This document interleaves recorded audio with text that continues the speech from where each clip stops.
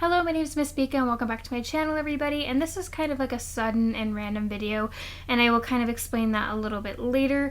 But the video that I was originally going to upload, which is the free PlayStation Plus game that comes out each month, the game decided not to download correctly, so it's just going to be stalled until tomorrow. But I'm going to kind of get in what I wanted to talk about. But my stand is obviously missing. I'm going to be buying a new one, and then I got some new magnets, so because I went out of town for the weekend.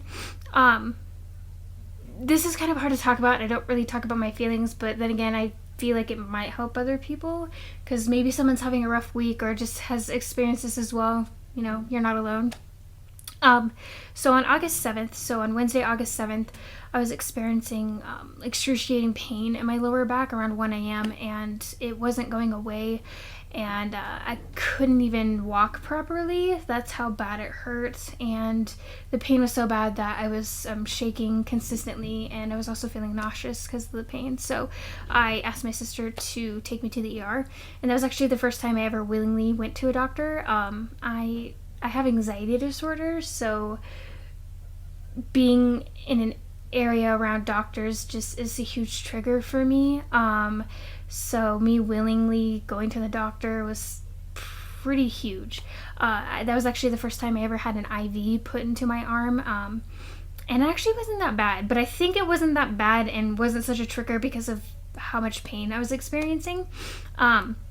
But anyway, so I got to the ER. It was actually a very quick process because there's nobody else there because it was really early in the morning. So they put the IV in my arm. They gave me some meds they put the IV in my arm, and then they took vials of blood for testing, and then they put meds in my system so that way I could be in less pain. So they also tested my urine to see if it was something to do with my kidneys, and then after the urine sample, they had wheeled me off to get a CT scan to see, obviously, if it was something like what was going on, basically. So after about an hour of waiting, they found out that my appendix had not ruptured like I had thought, which is good news because I would have to go into surgery. But it is kidney stones, and the reason why I was experiencing so much pain is because I had a large stone that was trying to pass, and then I have several small ones, but I'm not in pain anymore, so that's good.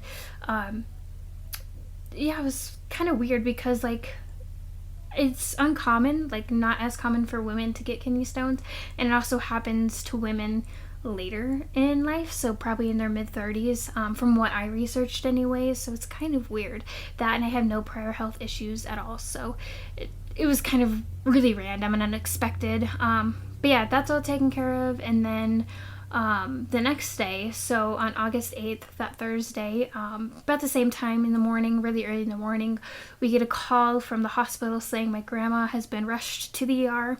And anytime she gets rushed to the ER, it's kind of like panic mode, obviously, because she's elderly, but she also has a lot of health issues as well. So she has diabetes. She also has COPD, which is something to do with your lungs, like it's hard to breathe. And then she also has heart issues. I think it's congestive heart failure. Don't quote me on that, but I think that's what it's called. But she actually went in for extremely high blood pressure. I think it was like 223/70 or somewhere around there. It was just extremely high. Luckily, they were able to get it down, and she had to stay in the hospital for a few days, obviously for monitoring, but she had been released, so she's doing better, thank goodness.